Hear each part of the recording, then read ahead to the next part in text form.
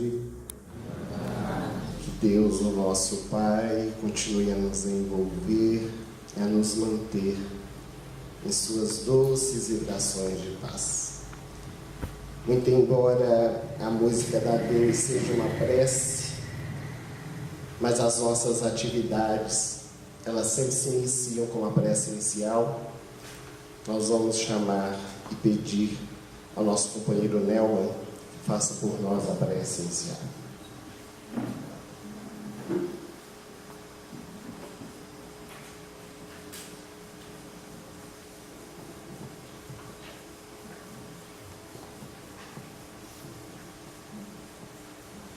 Que a paz do Mestre, do nosso Senhor Jesus, esteja hoje e sempre juntamente com todos nós, e que a sua luz, a sua paz, possa estar à altura de todos nós que aqui estamos, e que nós, através da nossa pequenez, podemos então nesta tarde conseguir assim para nós atrair essas energias positivas com pensamentos de luz, de amor e de paz.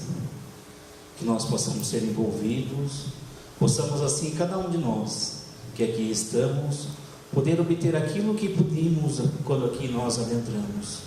Que possamos ser assim, acolhidos de braços abertos pelo nosso Mestre Jesus. Que a luz do nosso Mestre possa iluminar ainda mais o nosso palestrante da tarde de hoje, e que possa fazer o Evangelho o nosso alimento espiritual que todos nós viemos buscar. Que assim seja, graças a Deus e a Jesus.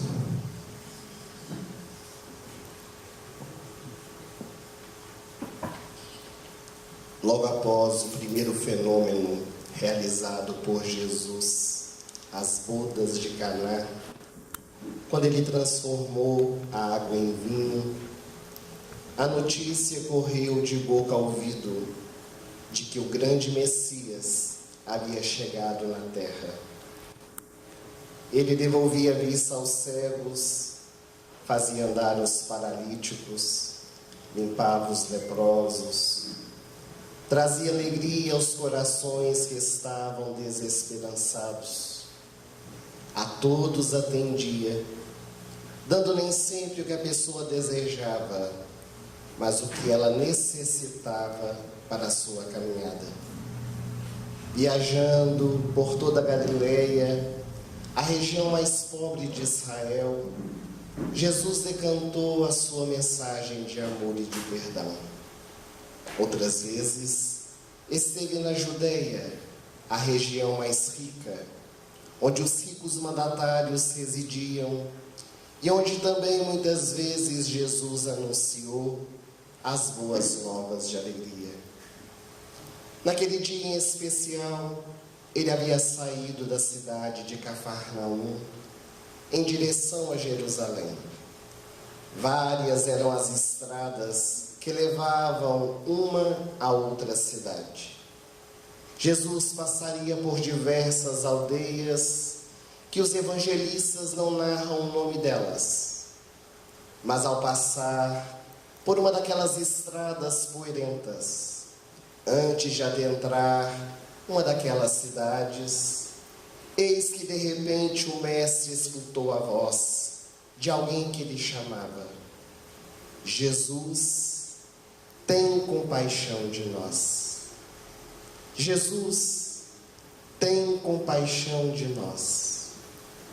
E quando os olhos de Jesus se voltaram, eis então que ele pôde ver, a alguma distância dele e dos seus apóstolos, 10 homens leprosos. Eles estavam envolvidos em trapos. Do local onde se encontravam, dava para sentir os odores pútridos que exalavam deles. Alguns já traziam os olhos tomados pelo glaucoma e tracoma, cheios de pus. As fossas nasais abertas, as orelhas distendidas, o rosto marcado pelos lepromas, as mãos já sem dedos, e prostrados ao chão, pois não tinham direito de se aproximar daqueles que estavam saudáveis, eles rogavam: Jesus, tem compaixão de nós. O mestre os olhava ternamente. Os seus seguidores, os apóstolos, traziam um misto de pavor e de consternação. Pavor, porque naqueles dias a lepra era uma doença muito temida. A ignorância gracejava nos corações. E eis então que Jesus lhes perguntou: que desejais que eu vos faça? Se tu quiseres, Senhor, tu podes nos curar. Gritou um deles. Eu quero, respondeu Jesus. Levantai-vos de onde se encontram prostrados e ide apresentar-vos aos sacerdotes, para que possais reentrar na vida. E virando as costas, Jesus, acompanhado dos 12, seguiu o caminho. Aqueles 10 homens leprosos, eles se levantaram do chão e, sem pestanejarem, foram caminhando em direção à sinagoga da cidade para se apresentarem aos sacerdotes. Essa condição era uma das primeiras para que um indivíduo pudesse ser reinserido dentro da sociedade. Na época de Jesus aqui na terra, o sacerdote era como um médico. Ele examinava as pessoas que eram levadas até eles e diagnosticavam qual a enfermidade que o indivíduo possuía. Qualquer dermatose de pele, qualquer mancha avermelhada estranha que surgisse no corpo, eles acreditavam que era lepra. E o indivíduo já era enviado para o cemitério dos mortos-vivos, o vale dos leprosos. Aquele que entrasse ali, muito difícil teria condições de sair, porque muitos deles, mesmo não tendo a lepra, acabavam contagiando-se com ela, na convivência longa, junto daqueles que lá residiam já há muito tempo.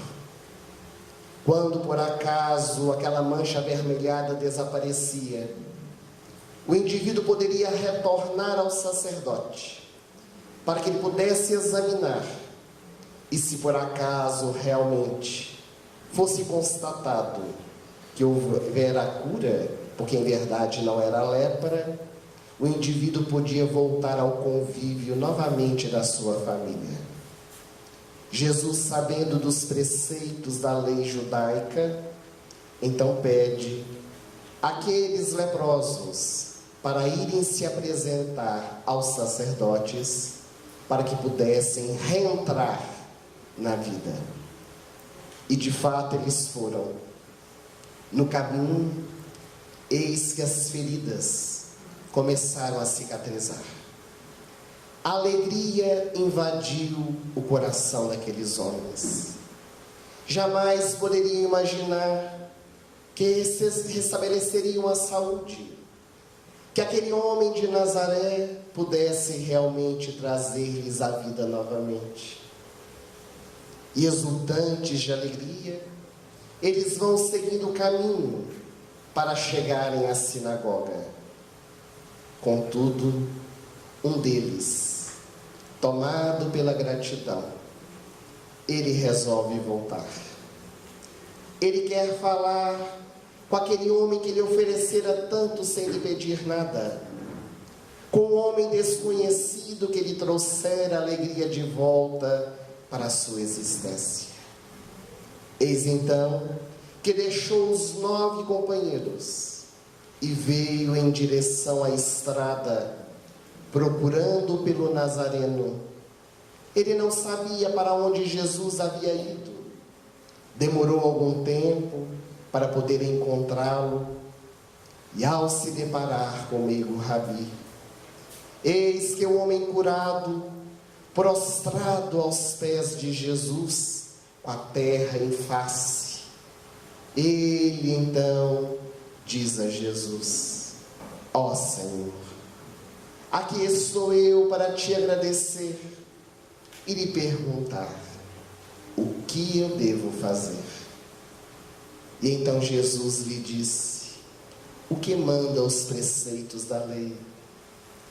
Ama teu próximo como a si mesmo, honra teu pai e a tua mãe, não roubarás, não darás falso testemunho. Mas não eram 10 os leprosos. Onde estão os outros 9? Naquele instante, o homem que estava ali ao chão silenciou. É curioso, porque se fôssemos nós, íamos dar conta dos 9.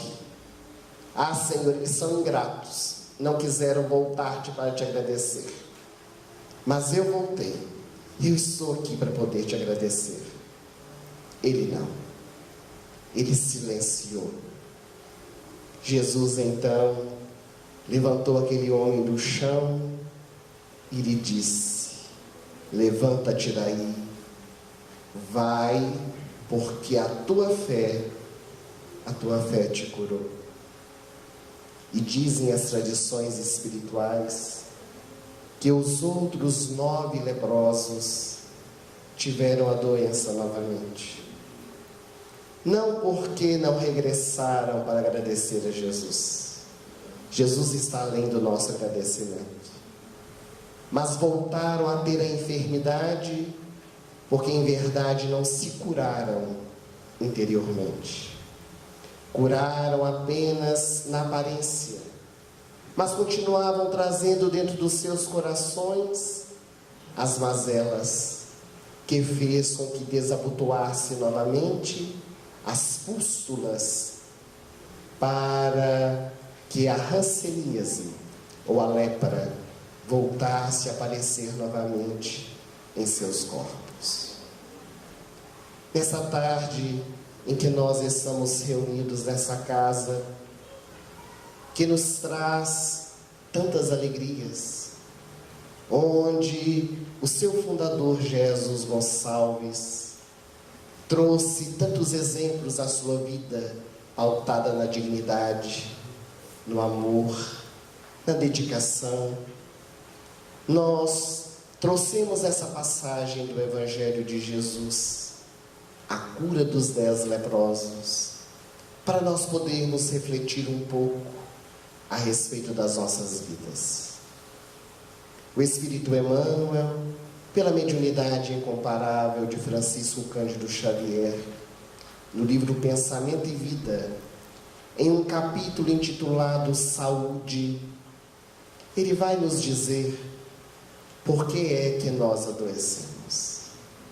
Por que é que a enfermidade ela surge no nosso corpo físico. Todas as vezes que nós adoecemos, o primeiro questionamento que fazemos é esse: por quê? Nós achamos que nunca merecemos as experiências pelas quais nós passamos. E o benfeitor espiritual vai dizer que nós adoecemos porque nos afastamos das leis divinas.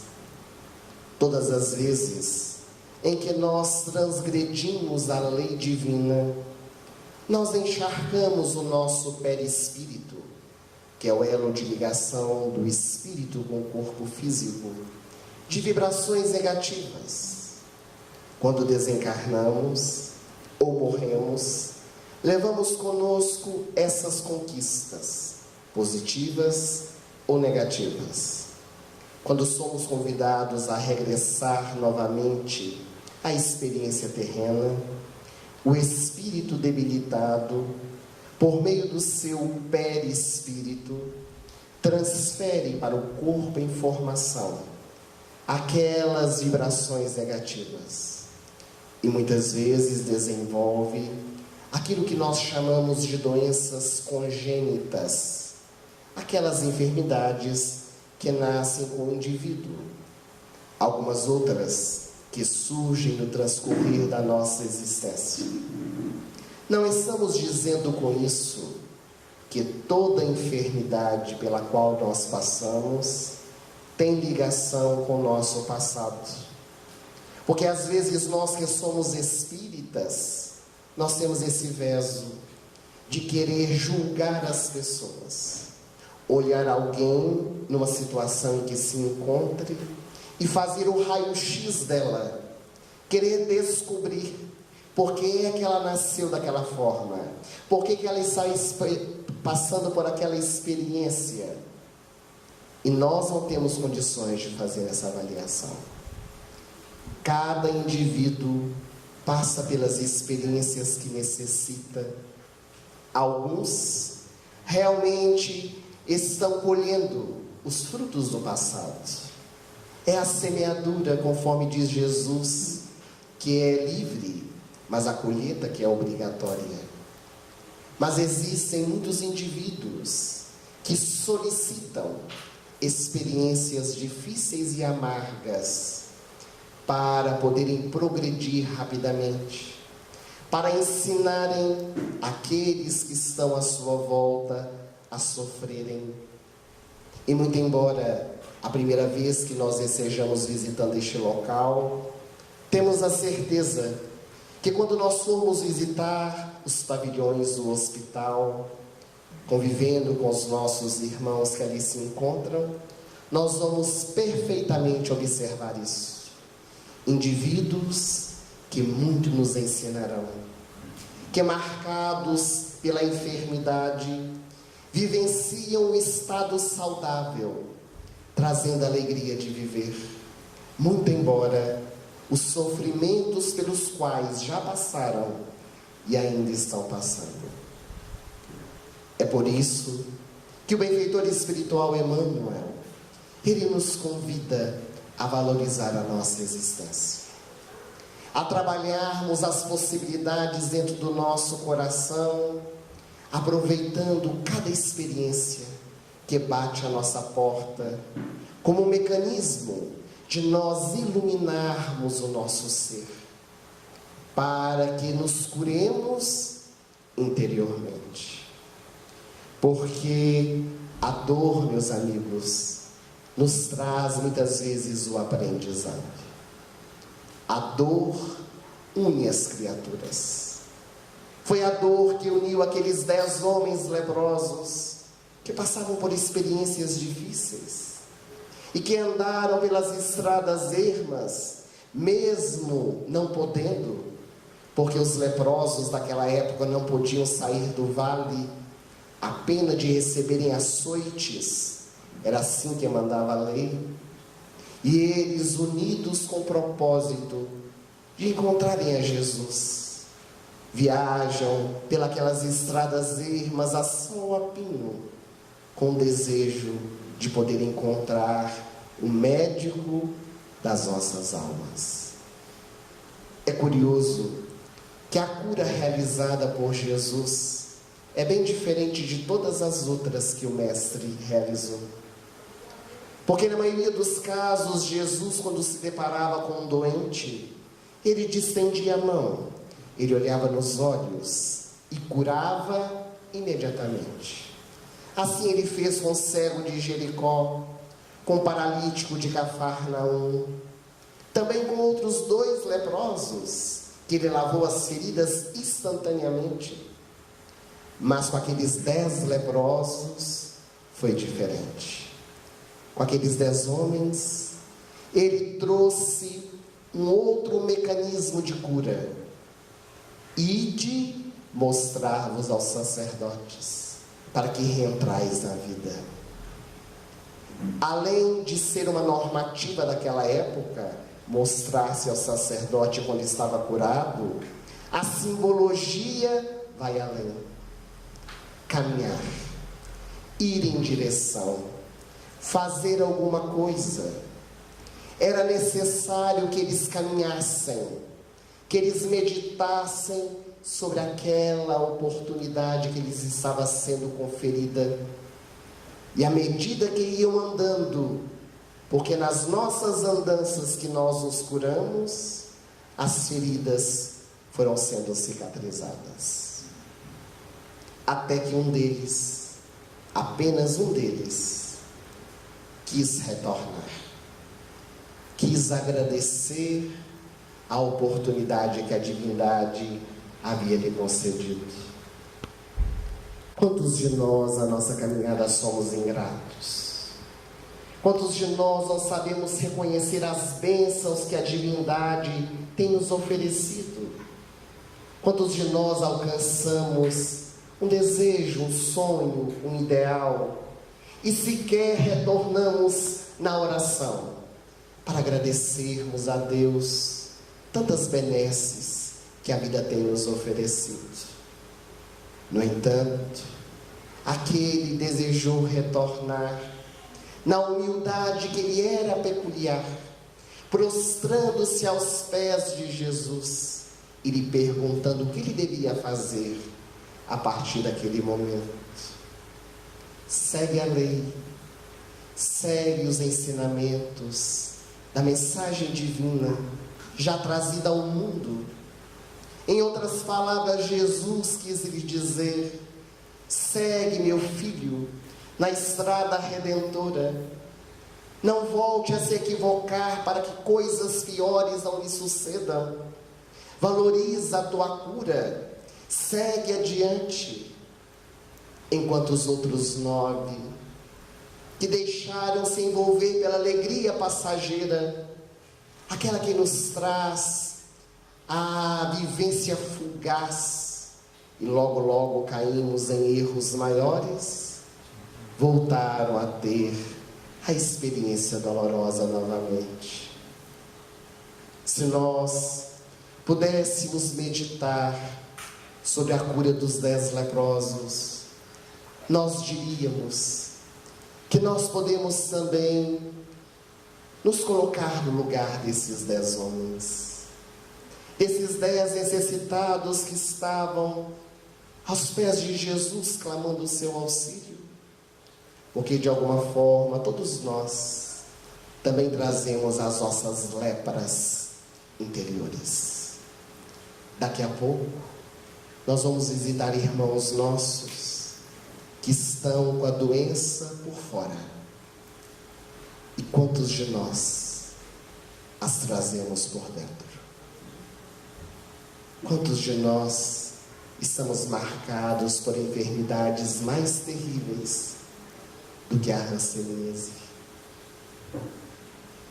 Certo dia, Francisco de Assis, o pobrezinho de Deus, encontrava-se nos arredores da sua cidade, no pequeno bosque, quando de repente ele escutou um barulho estranho.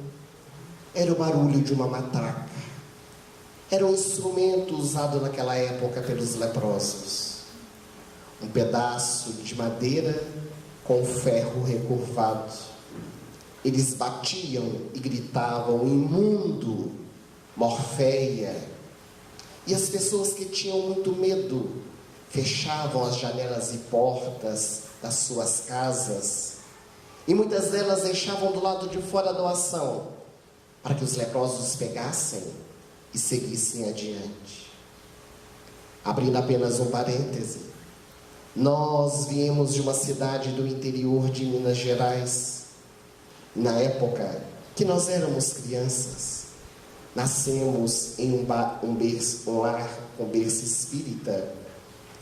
Muitas vezes nas ruas da nossa cidade passavam os leprosos. Eles vinham muitas vezes em número, em torno de 3, 4, 5, com as suas capangas. Traziam na cabeça um chapéu para tapar o sol quente. E quando chamavam à porta das nossas residências, eles esticavam o chapéu para aqueles que desejassem doar. O nosso avô sempre nos incentivou a poder ajudar. E ele então nos entregava algumas moedas, às vezes um pão, às vezes até um prato de comida, e dizia: leve para eles, mas não toque no chapéu, porque senão você vai ficar leproso também. Era a ignorância daquela época. As pessoas temiam que se tocasse, ficaria também leproso. E durante muito tempo, vicejou na nossa sociedade essa ignorância. E foi por isso que muitos locais como esse foram criados, para que os indivíduos pudessem se agrupar, já que a sociedade os marginalizava, como marginalizou no século XX os aidéticos, porque temiam também que pelo simples toque poderia contagiar-se com a enfermidade. Mas voltando à história de Francisco, quando ele escutou o barulho, ele não arredou o pé dali. Esperou que o leproso pudesse se aproximar. E aquele homem com as mãos carcomidas pela doença, esticou já a alguns metros de distância, e com aquela voz rouquenha, ele disse: dá-me uma esmola, pelo amor de Deus. Naquele instante, Francisco de Assis procurou algumas moedas que pudesse oferecer, algo que pudesse dar àquele necessitado.